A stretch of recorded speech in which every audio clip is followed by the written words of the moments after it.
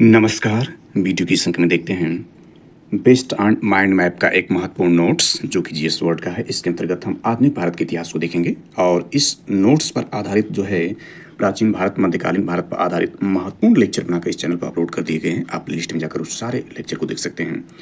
तो इस लेक्चर में देखते हैं आधुनिक भारत का इतिहास और इसके अंतर्गत देखें जो आधुनिक भारत के शुरुआत का क्रम है उसमें हमने महत्वपूर्ण लेक्चर रूप में उसमें शामिल किया है यूरोपीय कंपनियों के भारत के आगमन के क्रम को और यूरोपीय कंपनियों के जो स्थापना का वर्ष इसको हमने देख लिया है। इसके बाद पुर्तगालियों और उनके वायसरायों को विस्तार से हमने समझने का प्रयास किया। इसके बाद डच, डेनिश, फ्रांसीसी और अंग्रेजों के बीच जो 3 कर्नाटक के महत्वपूर्ण युद्ध थे उस पर भी हमने विस्तार से चर्चा कर लिया है। आधुनिक भारत के अंतर्गत ये सारी जानकारी दी जा चुकी है। इसके बाद प्लासी का युद्ध, यानी इसमें देखें प्लासी का युद्ध और जो है आपका बक्सर का युद्ध महत्वपूर्ण युद्ध साबित होते हैं। इस पर मैंने विस्तार से चर्चा कर लिया है। इसको आप देख सकते हैं। मीर कासिम को हमने देख लिया है, बक्सर के युद्ध को देख लिया है। इलाहाबाद की 2 महत्वपूर्ण संधियां होती हैं, एक मुगल सम्राट शाह आलम द्वितीय के साथ, एक अवध के नवाब के साथ होती है। इस पर मैंने विस्तार से चर्चा कर लिया। ये महत्वपूर्ण एग्जाम दृष्टिकोण से वेरी इंपॉर्टेंट है। इसके अलावा भारत में अंग्रेजों की सफलता को हमने देख लिया। इसके अलावा जो है आंग्ल मैसूर युद्ध को भी हमने विस्तार से चर्चा कर लिया है और 1857 की जो महान क्रांति होती है उसको हमने विस्तार से समझने का प्रयास किया और इस पर चर्चा किया गया है। क्रांति का प्रभाव को हमने देखा है। 1857 की क्रांति के प्रमुख केंद्रों, यानी जो प्रमुख केंद्र रहे महान क्रांति के जो प्रमुख केंद्र रहे, वेरी इंपॉर्टेंट एग्जाम दृष्टिकोण से अक्सर एग्जाम पूछा जाता है। तो हमने इस पर विस्तार से चर्चा कर लिया और यूपी स्पेशल के अंतर्गत इसमें कानपुर और लखनऊ, झांसी, इलाहाबाद इत्यादि और इसके बाद बरेली, फैजाबाद इत्यादि में जो इस महान क्रांति के भारतीय नायक और ब्रिटिश नेतृत्व किया था एग्जाम टेस्ट में वेरी इंपॉर्टेंट है। इसके अलावा 1857 के विद्रोह पर लिखी गई प्रसिद्ध किताबों को हमने देख लिया है। 1857 विद्रोह इतिहासकारों के मत को भी हमने देख लिया है। इसके बाद अंग्रेजों की प्रमुख आर्थिक नीतियों के अंतर्गत हमने अस्थायी बंदोबस्त, रैयतवाड़ी व्यवस्था और मालवाड़ी पद्धति को भी समझने का प्रयास किया है। कृषि का वाणिज्यीकरण, यानी आर्थिक नीतियों के 3 चरण के अंतर्गत कृषि का वाणिज्यीकरण को हमने समझने का प्रयास किया। इसके बाद वित्त संबंधी समितियां और आर्थिक नीतियों के 3 चरण वाणिज्यीकरण के कारण क्या रहे, भारतीय कृषकों का प्रभाव क्या रहा, इसको हमने समझने का प्रयास किया है। ये सारी जानकारी दी जा चुकी है। और महत्वपूर्ण रूप से धन के बहिर्गमन का सिद्धांत, धन के बहिर्गमन के सिद्धांत के अंतर्गत जो आपके हैं यह grand old man type India, दादा भाई नौरोजी जो कहा जाता है, इनकी जो महत्वपूर्ण बुक है poverty and un British rule India जो 1901 में प्रकाशित की गई तो उसके लेख को महत्वपूर्ण रूप से समझने का प्रयास किया है। इसके अलावा अन्य प्रतिपादक, धन के बहिर्गमन सिद्धांत के जो अन्य प्रतिपादक हैं इनको भी हमने समझने का प्रयास किया। भारतीय अर्थव्यवस्था पर इसका प्रभाव क्या पड़ा इसको भी हमने समझा है। इसके बाद अकाल आयोग को हमने देखा, जो इसमें महत्वपूर्ण से 4 अकाल आयोग रहते हैं, इस पर हमने विस्तार से चर्चा किया है। इसके बाद इसके नोट्स को हमने समझने का प्रयास किया कि भारत में जो है कौन कौन से उद्योग स्थापित हुए औपनिवेशिक काल के अंतर्गत जो आज भी वे प्रगतिशील हैं भारत में, तो उस पर विस्तार से चर्चा करने का प्रयास किया। तो आज के लेक्चर में देखते हैं ब्रिटिश सरकार द्वारा पारित प्रमुख कारखाना एक्ट को देखते हैं। इसको विस्तार नहीं करेंगे, यह जितना है उसी पर संक्षेप में समझने का प्रयास करते हैं। और यह ध्यान दें यह जो लेक्चर है वो आगामी सभी प्रतियोगी परीक्षाओं के दृष्टिकोण से अति महत्वपूर्ण साबित होगा, जिसके अंतर्गत देखें यूपीपीएससी द्वारा आयोजित, यानी इसमें एसपीएससी के लिए महत्वपूर्ण स्टेट पब्लिक सर्विस कमीशन, राज्य लोक सेवा आयोग जिसमें उत्तर प्रदेश लोक सेवा आयोग द्वारा आयोजित अपर पीटी एग्जाम 2025, इसके अलावा आरओ एग्जाम 2023 और बीपीएससी, एमपीएससी, जेपीएससी, यूपीपीएससी, साथ ही संघ लोक सेवा आयोग यानी यूपीएससी के लिए भी महत्वपूर्ण है, यूपी ट्रिपल एससी के लिए महत्वपूर्ण है और साथ ही शिक्षक भर्ती के लिए भी अंक अति महत्वपूर्ण साबित हो सकता है। तो इसमें ब्रिटिश सरकार द्वारा पारित प्रमुख कारखाना एक्ट को समझने का प्रयास करते हैं। तो इसमें देखें सबसे पहला यहाँ पर है 1881 का कारखाना अधिनियम को देख लेते हैं। इसके बाद 1911 का कारखाना अधिनियम को देखेंगे। तो सबसे पहले 1881 का कारखाना अधिनियम देखें तो प्रथम फैक्ट्री आयोग 1875 की सिफारिश पर लॉर्ड रिपन के समय 7 वर्ष से कम उनके बच्चों के काम पर प्रतिबंध लगा दिया गया था। इसको थोड़ा सा विस्तार कर लेते हैं, यानी इसमें रिपन को देखें, जो लॉर्ड रिपन इसका समय देखें तो यह 1880 से लेकर 1884 तक इसका समय था लॉर्ड रिपन का, और रिपन के द्वारा ही सन 1881 में प्रथम कारखाना अधिनियम लाया गया था। इसके तो कुछ महत्वपूर्ण कार्यों को थोड़ा सा देखना चाहें तो देख सकते हैं। यह है कि इसके महत्वपूर्ण कार्यों की वजह से फ्लोरेंस नाइटिंगेल ने रिपन को भारत के उद्धारक की संज्ञा दी थी। इसके कारण क्या रहे, ये 1883 से इसमें एल्बर्ट बिल को वापस ले लिया था और आईसीएस में एज 19 वर्ष से बढ़ाकर 21 वर्ष ने पुनः कर दिया। स्थानीय स्वशासन की शुरुआत इसी के समय हुई थी, इसलिए स्थानीय स्वशासन का इसको जन्मदाता माना जाता है और नियमित जनगणना इसी के समय में 1881 में है, जिस यानी यह देखें तो इसी वजह से नाइटिंगेल, जो फ्लोरेंस नाइटिंगेल रिपन को भारत के उद्धार की संज्ञा दी थी।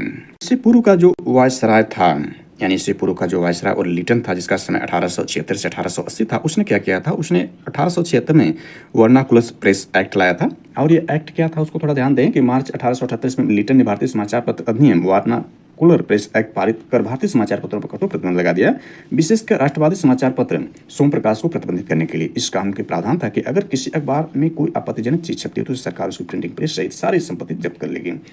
पायनियर अखबार ने वर्नाकुलर प्रेस एक्ट 1878 का समर्थन किया था। हालांकि हम वायसरायों के बारे में या गवर्नर जनरल के बारे में विस्तार से चर्चा नहीं कर रहे हैं, यहाँ पर हम लॉर्ड रिपन और उसके पूर्व की जो वायसराय था, उन दोनों के जो विवादित कदम थे उसको इसने सुधार किया। इसीलिए इसको जो भारत के उद्धारक की संज्ञा फ्लोरेंस नाइटिंगेल द्वारा दी गई थी। एक और महत्वपूर्ण कार्य था, यानी लॉर्ड रिपन का एक महत्वपूर्ण कार्य देखें तो यह प्रथम कारखाना अधिनियम तो था ही इसके समय में। इसके बाद विलियम हंटर आयोग का इसने गठन किया था शैक्षणिक सुधार के लिए। यानी रिपन के समय में शैक्षणिक सुधारों के लिए विलियम हंटर के अध्यक्षता में एक आयोग का गठन किया गया था। चलिए इससे आगे चलते हैं, अन्यथा ज़्यादा विस्तार इसी पर हो जाएगा। इसके बाद देखें 1891 का कारखाना अधिनियम देखते हैं। तो यह द्वितीय फैक्ट्री आयोग 1884 की अनुशंसा पर यह लाया गया था। लॉर्ड लैंसडाउन के समय 9 वर्ष से कम उम्र के बच्चों पर काम करने पर प्रतिबंध लगा दिया गया। काम की अवधि 11 घंटे प्रतिदिन कर दी गई द्वितीय फैक्ट्री अधिनियम के द्वारा, यानी 1851 का कारखाना अधिनियम के द्वारा। इसमें जो ये वायसराय लॉर्ड लैंसडाउन है, इसका समय देख लें। यह जब अधिनियम पारित किया गया उस दौरान वायसराय था। 1888 से 1894 ईस्वी तक जो है लॉर्ड लैंसडाउन का समय था। 1891 ईस्वी यानी 1891 ईस्वी में दूसरा कारखाना अधिनियम लाया गया, यानी ये दूसरा कारखाना अधिनियम लाया गया जिसमें स्त्रियों को 11 घंटे प्रतिदिन से अधिक काम करने पर प्रतिबंध लगा दिया गया। साथ ही सप्ताह में एक दिन छुट्टी की व्यवस्था की गई। इसी के समय ध्यान देना है। भारत और अफगानिस्तान के मध्य जो सीमा रेखा डूरंड रेखा है को निर्धारण इसी के समय में किया गया था। इसके बाद देखें तो 1911 का कारखाना अधिनियम आता है, और यह कारखाना अधिनियम देखें तो लॉर्ड हार्डिंग के समय में आता है। यानी 1911 का कारखाना अधिनियम जो है लॉर्ड हार्डिंग के समय में आता है। लॉर्ड हार्डिंग द्वितीय है, लॉर्ड हार्डिंग द्वितीय है। इसका समय जो है 1910 से लेकर के 1916 ईस्वी तक है। लॉर्ड हार्डिंग द्वितीय का समय है। जबकि लॉर्ड हार्डिंग प्रथम का जो समय देखें तो डलहौजी से पूर्व का था, यानी डलहौजी का पूर्व जो था वो लॉर्ड हार्डिंग प्रथम था। उसका समय 1844 से लेकर 1848 ईस्वी तक जो है लॉर्ड हार्डिंग प्रथम का समय था। इसके काल की सबसे महत्वपूर्ण घटना थी प्रथम आंग्ल सिख युद्ध, जिस पर हमने विस्तार से चर्चा किया था, जो 1845 से 1840 ईस्वी तक चला था। इसमें अंग्रेज विजयी हुए थे। इसने नरबली प्रथा पर प्रतिबंध लगा दिया। लॉर्ड हार्डिंग का जो महत्वपूर्ण कार्य उसमें देखें नरबली प्रथा पर इसने प्रतिबंध लगा दिया था। ये डलहौजी से पूर्व था। लॉर्ड डलहौजी का जो समय 1848 से 1856 ईस्वी तक था, उससे पूर्व जो था लॉर्ड हार्डिंग प्रथम का समय था। और यह 1911 का कारखाना अधिनियम जो लॉर्ड हार्डिंग द्वितीय के समय आता है, जिसका समय 1910 से 1916 ईस्वी तक था। लॉर्ड हार्डिंग जो है लॉर्ड हार्डिंग द्वितीय, इसके भी बहुत ही महत्वपूर्ण कार्य इसके समय में किए गए थे। इसके समय में 1912 ईस्वी में दिल्ली भारत की राजधानी बनाई गई थी। इसके अलावा देखें तो इसके समय ब्रिटेन के राजा जॉर्ज पंचम भारत आए थे, और 12 दिसंबर 1911 ईस्वी में दिल्ली में एक भव्य दरबार का आयोजन हुआ था। यहाँ पर बंगाल विभाजन को रद्द करने की घोषणा की गई थी। यानी इसी समय में जो है बंगाल विभाजन जो है उसकी घोषणा यानी रद्द करने की घोषणा कर दी गई थी। बंगाल का विभाजन देखें तो लॉर्ड कर्जन के समय में हुआ था, और कर्जन के द्वारा भारत विरोधी कार्यों में सर्वाधिक महत्वपूर्ण था 1905 में बंगाल का विभाजन, और उसको रद्द किया गया था लॉर्ड हार्डिंग द्वितीय के समय, यानी जो 1911 कारखाना लाया गया था इस समय इसको रद्द कर दिया गया था। इसके बारे में यह ध्यान दें कि इसी के समय में, यानी इसी समय लॉर्ड हार्डिंग द्वितीय के समय में देखें तो 28 जुलाई 1914 को प्रथम विश्व युद्ध प्रारंभ हुआ था। इसी के शासनकाल में फिरोज शाह मेहता ने बॉम्बे क्रॉनिकल एवं गणेश शंकर विद्यार्थी ने प्रताप का प्रकाशन किया था। और ध्यान देना कि 1916 में लॉर्ड हार्डिंग द्वितीय को बनारस हिंदू विश्वविद्यालय का कुलाधिपति नियुक्त किया गया था। और ध्यान दें कि 23 दिसंबर 1912 ईस्वी को लॉर्ड हार्डिंग पर दिल्ली में बम फेंका गया था। इस कांड में भाई बाल मुकुंद को फांसी की सजा दी गई थी। तो इसमें हम ब्रिटिश सरकार द्वारा पारित प्रमुख कारखाना एक्ट को देख रहे हैं। तो 1911 कारखाना एक्ट देखें तो लॉर्ड हार्डिंग द्वितीय के समय पेश किया गया था। हालांकि इस वायसराय को विस्तार कर लिया। इसके बाद देखें 1922 का कारखाना अधिनियम को देखते हैं। इसके अंतर्गत क्या प्रावधान था कि 12 से 15 वर्ष की आयु के बच्चों को कारखाने में कार्य करने की अनुमति, यानी 12 से 15 वर्ष की आयु के बच्चों को कारखानों में कार्य करने की अनुमति दी गई थी। और उस समय वायसराय भारत कौन था? लॉर्ड रीडिंग था। इसमें लॉर्ड रीडिंग यानी 1922 का जो कारखाना अधिनियम इससे संबंधित लॉर्ड रीडिंग है। इसका समय लॉर्ड रीडिंग का समय देखें तो 1921 से लेकर के 1926 तक का जो समय है वह लॉर्ड रीडिंग का समय है। इसके समय में भी काफ़ी महत्वपूर्ण कार्य हुए थे। उसमें देखें 5 फरवरी 1922 ईस्वी को घटी चौरा कांड उत्तर प्रदेश के गोरखपुर जिले के बाद महात्मा गांधी ने अपना असहयोग आंदोलन वापस ले लिया था। तो इसी के समय में हुआ था चौरा कांड की घटना 5 फरवरी 1922 को। इसके बाद स्वराज पार्टी की स्थापना इसी समय हुई थी 1923 में, यानी 1923 में चित्तरंजन दास या मोतीलाल नेहरू ने इलाहाबाद में कांग्रेस के अंतर्गत स्वराज पार्टी की स्थापना की। 1930 के चुनाव में इस दल का मध्य प्रांत में बंगाल पूर्ण बहुमत मिला था।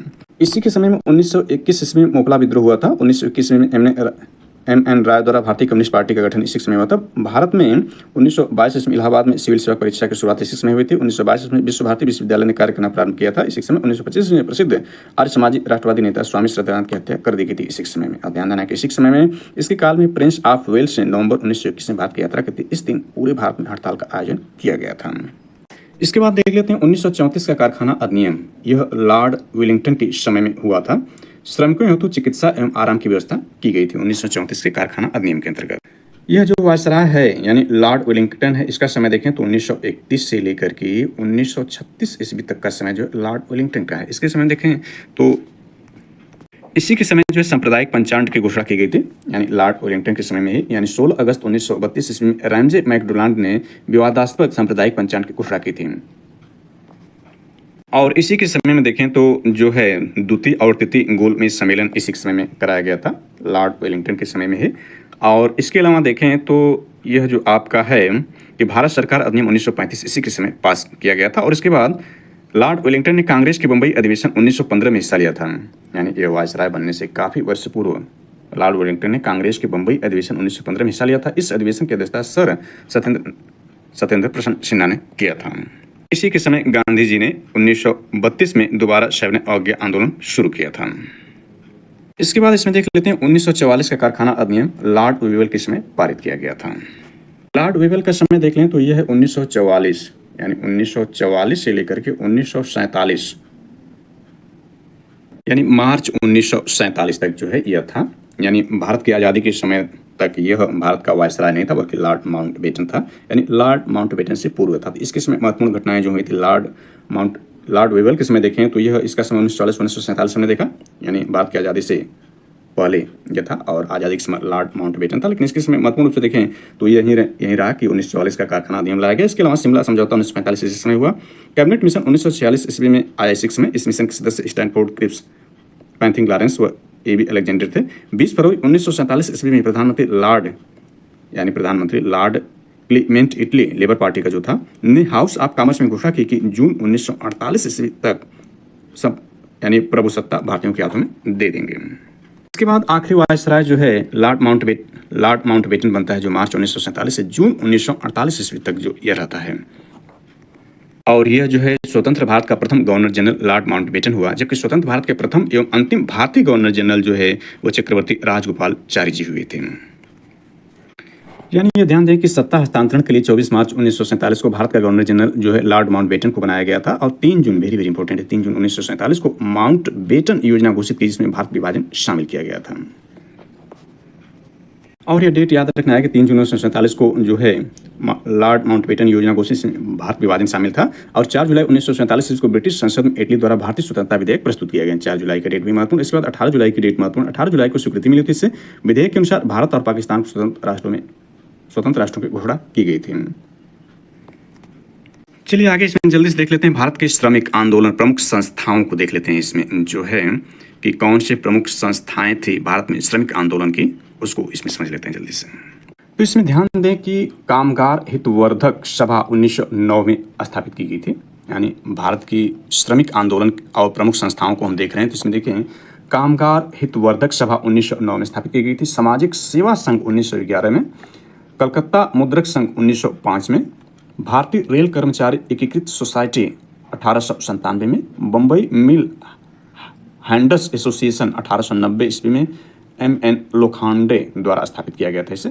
यानी इसमें इसके संस्थापक N.M. लोखंडे जी थे। बम्बई मिल हैंडर्स एसोसिएशन 1890 में जो स्थापना की गई थी। इसके बाद देखें तो मद्रास श्रमिक संघ की स्थापना 1918 ईस्वी में की गई थी। इसके संस्थापक B.P. वाडिया। भारत का पहला आधुनिक श्रमिक संगठन यह रहा।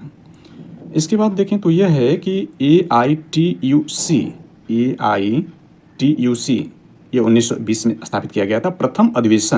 इसका प्रथम अधिवेशन मुंबई में किया गया था। Lala Lajpat Rai, M.N. Joshi, Joseph Baptista इत्यादि इसमें पार्टिसिपेट किए थे। इससे पूर्व थोड़ा सा मद्रास श्रमिक संघ जो 1918 में था, इसको विस्तार कर लेते हैं। तो ध्यान दें यह प्रथम विश्व युद्ध के दौरान यह घटना हुई थी। इसमें ध्यान दें कि पहला व्यवस्थित श्रमिक संघ मद्रास श्रमिक संघ था, यानी पहला व्यवस्थित देखें, यानी पहला व्यवस्थित श्रमिक संघ मद्रास श्रमिक संघ यानी यही था, जिसकी स्थापना बीपी वाडिया यानी बीपी वाडिया ने 1918 में मद्रास में किया था। यह कपड़ा उद्योग से संबंधित था, ध्यान देना, एक कपड़ा उद्योग से संबंधित था। यही भारत का पहला वास्तविक ट्रेड यूनियन माना जाता है, यानी भारत का जो है यह भारत का पहला वास्तविक ट्रेड यूनियन माना जाता है। गांधी जी द्वारा 1918 ईस्वी में अहमदाबाद टेक्सटाइल लेबर एसोसिएशन यानी ATLA Ahmedabad textile labour association की स्थापना की गई थी गांधी जी द्वारा 1918 में। यह उस समय का सबसे बड़ी ट्रेड यूनियन थी। यही गांधी जी ने ट्रस्टीशिप का सिद्धांत दिया था। इसमें उन्होंने बताया कि पूंजीपति मजदूरों के हितों की रक्षा करने वाला ट्रस्टी होता है। आचार्य JB कृपलानी ने स्पष्ट किया कि ट्रस्टीशिप का अर्थ ही यह है कि पूंजीपति मालिक नहीं है। इसके बाद अगला देख लेते हैं, जो ये हम विस्तार समझने का प्रयास कर रहे हैं, AITUC 1920 का देखें तो इसका जो पूर्ण रूप है, इसका नाम हिंदी में देखें तो ऑल इंडिया ट्रेड यूनियन है, यानी ए से ऑल इंडिया ट्रेड यूनियन और कांग्रेस है, इसका पूर्ण रूप है। यानी ए से ऑल है, आई से इंडिया है, टी से ट्रेड है, यू से यूनियन है और सी से कांग्रेस है। 1920 का स्थापना 1920 में बंबई में इसकी की गई थी।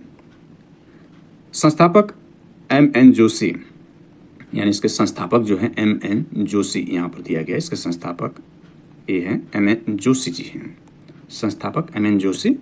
अध्यक्ष लाला लाजपत राय जी, यानी इसके अध्यक्ष जो थे लाला लाजपत राय जी थे। उपाध्यक्ष जोसेफ बैप्टिस्टा, यानी जोसेफ बैप्टिस्टा इसके उपाध्यक्ष थे।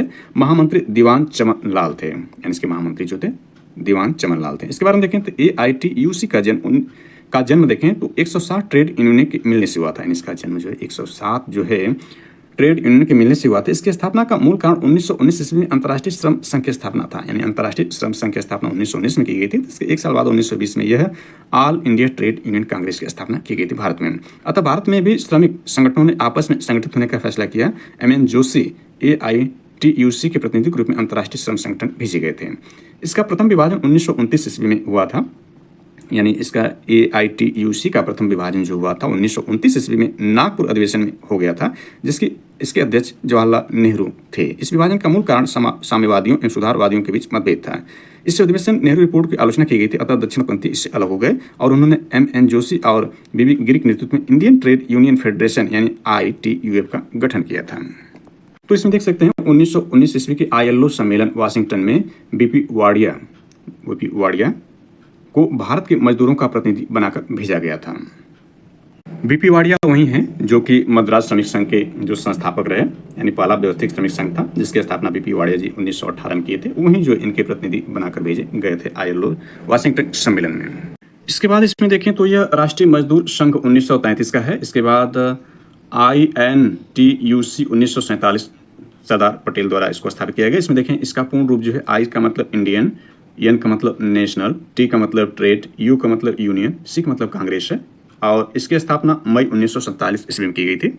और इसके संस्थापक जो है वल्लभ भाई पटेल जी, यानी सरदार वल्लभ भाई पटेल जी और BB गिरी जी थे। इसके प्रथम अध्यक्ष वल्लभ भाई पटेल जी थे।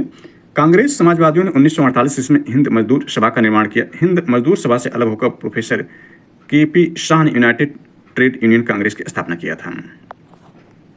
इसके बाद आगे देखें तो works and peasants party Shri पाद अमृत डांगो मुजफ्फर अहमद पूरन चंद्र जोशी द्वारा किया गया था।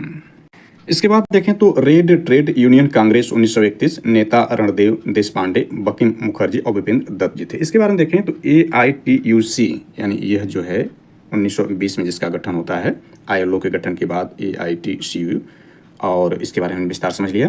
तो AITUC में दूसरा विभाजन, पहला विभाजन हमने देखा था कि जो जिसकी अध्यक्षता जवाहरलाल नेहरू जी ने किया था, पहला विभाजन हुआ था। और दूसरा विभाजन देखें यानी AITUC दूसरा 1931 में हुआ जब रणदीवे और देशपांडे ने 1931 में रेड ट्रेड यूनियन यानी रेड ट्रेड यूनियन का मतलब हुआ RTUC का गठन किया था। 1934 ईस्वी में AITUC और RTUC आपस में मिल गए थे, यानी इसके 3 साल बाद पुनः ये दोनों मिल गए थे। 1938 ईस्वी में इसमें ITUF भी मिल गई, यानी ITUF भी मिल गई। इस प्रकार 1938 में इसका पहला संयुक्त अधिवेशन नागपुर में हुआ था, यानी पहला इसका विभाजन ITUF में ही हुआ था। Indian trade union federation ITUF इसका हुआ था, दूसरा जो RTUF में थे रेड ट्रेड यूनियन कांग्रेस में, इसका विभाजन हुआ था AITUC का। आगे इसमें देखते हैं तो यह है कि अगला इसमें जो आपका है, यानी इतने इस नोट्स में दिए गए हैं इसलिए इससे ज़्यादा विस्तार नहीं करते हैं। तो यह जो है भारत के प्रमुख आंदोलन, भारत के श्रमिक आंदोलन प्रमुख संस्थाओं के द्वारा स्थापित यह दिया गया, तो इसको हमने समझने का प्रयास किया। इसके बाद इसमें जो दिया है इसको देखें तो यह है कि रॉयल कमीशन ऑन लेबर, जिसके अध्यक्ष जॉन हेनरी व्हिटले थे। इस कमीशन के बहिष्कार के मुद्दे पर AITUC दो भागों में बट गया था। दूसरा इसका ITUF उदारवादियों द्वारा स्थापित किया गया था। कैसे कहने का आशय ये हुआ कि यह देखें AITUC जिसका गठन 1920 में किया गया था, यह ILO यानी अंतर्राष्ट्रीय श्रम संगठन ILO की स्थापना 1919 में की गई थी। तो उसी के बाद AITUC की स्थापना की गई थी और जिसके संस्थापक MN जोशी जी थे और प्रथम अध्यक्ष लाला लाजपत राय जी थे। 1920 में स्थापना की गई थी। तो देखें रॉयल कमीशन ऑन लेबर आया था जिसके अध्यक्ष जॉन हेनरी व्हिटले बनाए थे। इस कमीशन के बहिष्कार के मुद्दे पर यह दो भागों में बट गया था, ध्यान देना, दो भागों में बट गया था। पहला भाग इसमें देखें तो पहला भाग ITUF का था यानी इंडियन ट्रेड यूनियन का था। दूसरा भाग इसमें जो इसका था RTUC का था यानी रेड ट्रेड यूनियन का था। पहले भाग जो था यानी ITUF का, इसमें MN जोशी और BB गिरी ने नेतृत्व किया था और इसके अध्यक्षता जवाहरलाल नेहरू ने किया था। जबकि दूसरा जो रेड ट्रेड यूनियन कांग्रेस था इसको हमने समझ लिया था, यह इसके नेता रहे। यानी इस नेता में देखें, इस नेता के अंतर्गत रणदिवे और देशपांडे ने 1931 में रेड ट्रेड यूनियन का गठन किया था। इसका दूसरा विभाजन था यह। चलिए आगे इसमें देखते हैं तो भारत प्रेस का विकास एवं संबंधित कानून को इसमें देख लेते हैं। वेरी वेरी इंपॉर्टेंट है कि भारत में प्रेस का विकास एवं संबंधित कानून कौन रहे। तो इसमें देखिए भारतीय पत्रकारिता के जनक राजा राममोहन राय जी को माना जाता है। तो इनके बारे में थोड़ा समझ लेते हैं कि जो भारतीय पुनर्जागरण के अग्रदूत माने जाते हैं राजा राममोहन राय जी, उनको भारतीय पत्रकारिता के जनक के रूप में जाना जाता है। इनको क्यों जाना जाता है तो इसको समझ लेते हैं। राजा राममोहन राय ने प्रगतिशील राष्ट्रीय प्रवृत्ति के समाचार पत्रों का प्रकाशन किया है। यानी राजा राममोहन राय जी जो भारतीय पत्रकारिता के जनक माने जाते हैं, तो इन्होंने प्रगतिशील राष्ट्रीय प्रवृत्ति के समाचार पत्रों का प्रकाशन प्रारंभ किया। उन्होंने 1821, ये ध्यान देना है कि 1821 ईस्वी में बंगाली में संवाद कौमुदी, 1821 ईस्वी में बंगाली में संवाद कौमुदी यानी संवाद कौमुदी किसमें, बंगाली में। तो 1822 में जस्ट एक साल बाद 1822 ईस्वी में फारसी में मीरात उल अखबार का प्रकाशन किया। यानी मीरात उल का प्रकाशन इन्होंने किया राजा राममोहन राय जी ने। और इसकी भाषा में, फारसी भाषा में कब, 1822 ईस्वी में तो प्रकाशन किया। राजा राममोहन राय को राष्ट्रीय प्रेस की स्थापना का श्रेय दिया जाता है। राजा राममोहन राय जी को राष्ट्रीय प्रेस की स्थापना का श्रेय दिया जाता है। उन्होंने समाचार पत्रों के माध्यम से समाज सुधार का तो प्रचार किया ही, साथ ही उनको धार्मिकता, दार्शनिक समस्याओं, विचारता विवाद का माध्यम भी बना दिया। अंग्रेजी में उन्होंने ब्रह्म निकल मैगजीन भी निकाला, यानी अंग्रेजी में ब्रह्म निकल मैगजीन भी निकालना शुरू किया। राममोहन राय के सामाजिक तथा धार्मिक विचारों का विरोध करने के लिए 1822 ईस्वी में चंद्रिका का प्रकाशन शुरू किया। यानी राजा राममोहन राय के सामाजिक तथा धार्मिक विचारों का विरोध करने के लिए 1822 ईस्वी में चंद्रिका का प्रकाशन शुरू हुआ। 1822 ईस्वी में बंबई से गुजराती भाषा में दैनिक बंबई समाचार निकलने लगा। इसके संस्थापक फरदूनजी थे। और थोड़ा इसमें विस्तार करें तो यह देखें कि जो 1830 ईस्वी में बंगला में बंगदत्त द्वारकानाथ टैगोर द्वारा, प्रसन्न कुमार टैगोर द्वारा राजा राममोहन राय के प्रयास से कलकत्ता से प्रकाशित हुआ। कौन, बंगदत्त। 1831 ईस्वी में जार में जमशेद गुजराती में PM मोतीवाला के नेतृत्व में मुंबई से प्रकाशित हुआ। 1851 ईस्वी में राष्ट्र गोपतार का संपादन दादा भाई नौरोजी ने गुजराती में बॉम्बे में किया। 1853 ईस्वी में हिंदू पैट्रियाट अंग्रेजी में कलकत्ता से प्रकाशित हुआ। इसके संपादक हरिश्चंद्र मुखर्जी एवं गिरीश चंद्र घोष थे। तो हमने देखा भारतीय पत्रकारिता के जनक राजा राममोहन राय जी थे और भारतीय पत्रकारिता के राजकुमार यानी प्रिंस जो थे क्रिस्टोफर दास पाल जी थे। सर्वप्रथम पुर्तगालियों ने भारत में मुद्रणालय स्थापित किया था। यानी सर्वप्रथम पुर्तगालियों ने भारत में मुद्रणालय स्थापित किया था। इसको ध्यान दें तो भारत में प्रेस की स्थापना पुर्तगालियों ने की थी। यानी भारत में प्रेस की स्थापना पुर्तगालियों ने की थी। गोवा के पादरियों ने 1557 ईस्वी में पहली पुस्तक छापी थी। पुस्तक भारत में छापी थी। 1684 ईस्वी में ईस्ट इंडिया कंपनी ने बंबई में एक मुद्रणालय यानी प्रिंटिंग प्रेस लगाया था।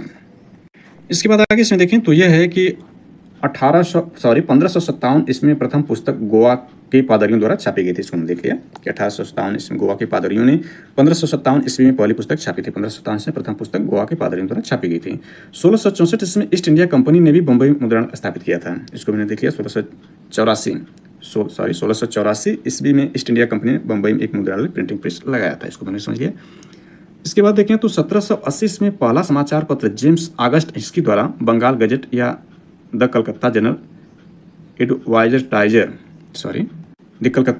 एडवर्टाइजर का प्रकाशन किया गया, यानी द बंगाल गजट या इसको द कलकत्ता जनरल एडवर्टाइजर के नाम से भी जानते हैं। इसके बारे में थोड़ा ध्यान दें तो आधुनिक भारतीय प्रेस का प्रारंभ 1736 में विलियम बोर्ड द्वारा एक समाचार पत्र के प्रकाशन से हुआ, परंतु ईस्ट इंडिया कंपनी ने उसको इंग्लैंड भेज दिया।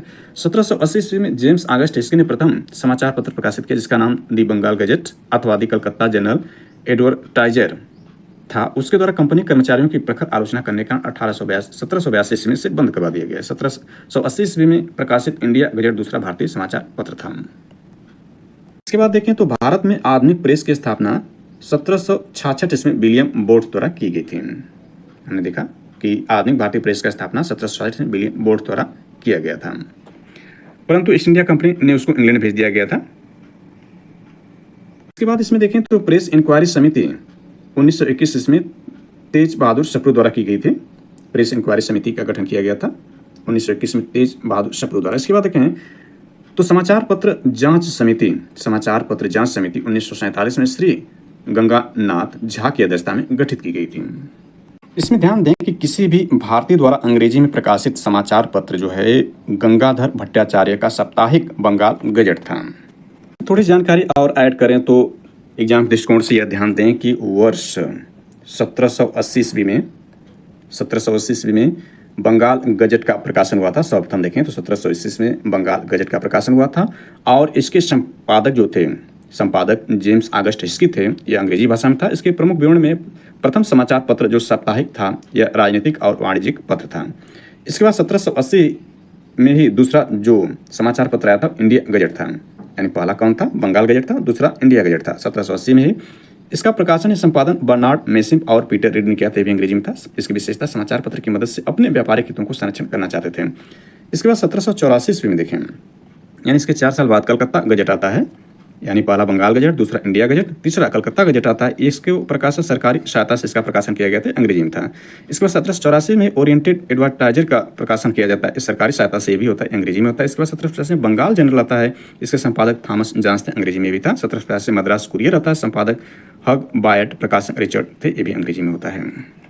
तो इसमें संक्षेप में हमने समझने का प्रयास किया, भारत प्रेस का विकास और संबंधित कानून को हमने समझने का प्रयास किया। हालांकि इस पर चर्चा करेंगे तो यह बहुत बड़ा लेक्चर हो जाएगा क्योंकि ये बहुत विस्तृत है। इसके बाद देखें पत्रकारिता संबंधी प्रमुख कानून को इस पार्ट में समझ लेते हैं। तो पत्रकारिता संबंधी प्रमुख कानून वेरी वेरी इंपॉर्टेंट है। इसमें देखें तो सबसे पहले देखें समाचार पत्रों का अभिवेचन अधिनियम 1799 में लॉर्ड वेलेस्ली के समय में आया था, यानी समाचार पत्रों का अभिवेचन अधिनियम 1799 में लॉर्ड वेलेस्ली के समय में आया था। इसमें लॉर्ड वेलेस्ली का समय देखें तो जो इसका समय जो था, लॉर्ड वेलेस्ली जो है वह कंपनी के अधीन गवर्नर जनरल था, यानी भारतीय क्षेत्रों पर जो गवर्नर जनरल था। उस दौरान देखें तो जो बंगाल का गवर्नर था उसको कंपनी के दिन सारे क्षेत्रों का गवर्नर जनरल बना दिया गया था। उसमें लॉर्ड वेलेस्ली का समय देखें तो यह 1798 ईस्वी से लेकर 1805 ईस्वी तक इसका लॉर्ड वेलेस्ली के समय था। तो इसी के समय समाचार पत्रों का विवेचन अधिनियम 1799 लाया जाता है। इसी के समय सहायक संधि की पद्धति शुरू की गई थी। भारत में सहायक संधि का प्रयोग वेलेस्ली से पूर्व फ्रांसीसी गवर्नर डुप्ले ने किया था, इसमें विस्तार से चर्चा किया था। तो इसी के समय जो समाचार पत्रों का अधिवेचन अधिनियम 1799 लाया गया था। इससे पूर्व के जो देखें जो गवर्नर जनरल थे उसमें जॉन शोर था, और उससे पूर्व जो था वो लॉर्ड कॉर्नवालिस था, जो 1786 से 1793 और 1805 में यह जो है गवर्नर जनरल बना था। भारतीय क्षेत्रों के कंपनी के दिन बनाया गया था। तो हम देख रहे हैं पत्रकारिता संबंधी प्रमुख कानून को देख रहे हैं। तो पहला हमने लॉर्ड वेलेस्ली के समय का देखा। इसके बाद देखें अनुज्ञप्ति नियम 1823 का के तहत जॉन एडम्स ने भारतीय प्रेस पर पूर्ण बैन लगा दिया। इस समय देखें तो कंपनी के दिन जो गवर्नर जनरल था वह लॉर्ड हेस्टिंग था 1813 से 1823 ईस्वी तक, और दूसरा जो था 1823 में देखें तो वह आपका है लॉर्ड एम हर्ट्स 1823 से 1828 ईस्वी तक समय था यह। और इसी के बाद लॉर्ड विलियम बेंटिंक आता है जो कि भारत का प्रथम गवर्नर जनरल बनता है 1833 के चार्टर एक्ट द्वारा। जो बंगाल का गवर्नर जनरल था उसको भारत का गवर्नर जनरल बना देगा, और पहला जो लॉर्ड विलियम बेंटिंक बनता है तो ये हमने देखा अनुज्ञप्ति नियम 1823 का। इसके बाद भारतीय समाचार पत्रों की मुक्ति 1833 ईस्वी में चार्ल्स मैक्टा भारतीय प्रेस का मुक्तिदाता इसको कहा जाता है। वेरी वेरी इंपॉर्टेंट है, चार्ल्स मैक्टा को भारतीय प्रेस का मुक्तिदाता 1833 का नियम है। 1833 का मतलब ये हुआ कि लॉर्ड विलियम बेंटिंग के समय में ये घटित हुआ, जो कि भारत का प्रथम गवर्नर जनरल बना था। ये भारत का प्रथम गवर्नर जनरल था। 1833 के चार्टर एक्ट द्वारा बंगाल के गवर्नर जनरल को भारत का गवर्नर जनरल बना दिया गया था। हालांकि इसमें देखें चार्ल्स मैक्टाफ का जो भारत के गवर्नर जनरल के रूप में जो समय है वो 1835 से 1836 एक वर्ष के लिए था। इसने अपने एक वर्षीय कार्यकाल में प्रेस पर से नियंत्रण हटा लिया था, इसलिए इसे भारतीय प्रेस का मुक्तिदाता कहा जाता है। इसके बाद आगे इसमें देख लेते हैं, तो यह है कि अनुज्ञप्ति अधिनियम 1857 का 1857 के विद्रोह के समय अनुज्ञप्ति अधिनियम 1857 लाया गया था। इस समय जो भारत का गवर्नर जनरल था और लॉर्ड कैनिंग था, यानी भारत का अंतिम यह गवर्नर जनरल था लॉर्ड कैनिंग, और भारत का प्रथम वायसराय था, क्योंकि इसी समय जो है 1857 का महान विद्रोह हुआ था। इसमें विस्तार से चर्चा कर लिया है। तो लॉर्ड कैनिंग का समय जो 1856 से लेकर 1862 ईस्वी तक था।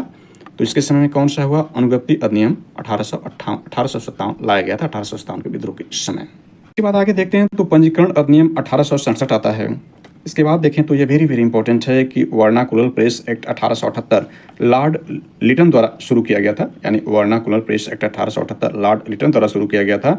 मुंहबंद करने वाला एक्ट यह कहलाया। इसके तहत सोम प्रकाश भारत मेहर पर कार्रवाई की गई। लॉर्ड रिपन द्वारा इसको रद्द कर दिया। इस पर विस्तार से मैंने का प्रयास शुरू नहीं कर लिया था। तो जैसा कि हमने देखा था, लिटन का जो समय है, लॉर्ड लिटन द्वारा देखें तो इसका समय 1876 से 1880 ईस्वी तक जो समय है, 1880 तक का जो समय है वो लॉर्ड लिटन का है।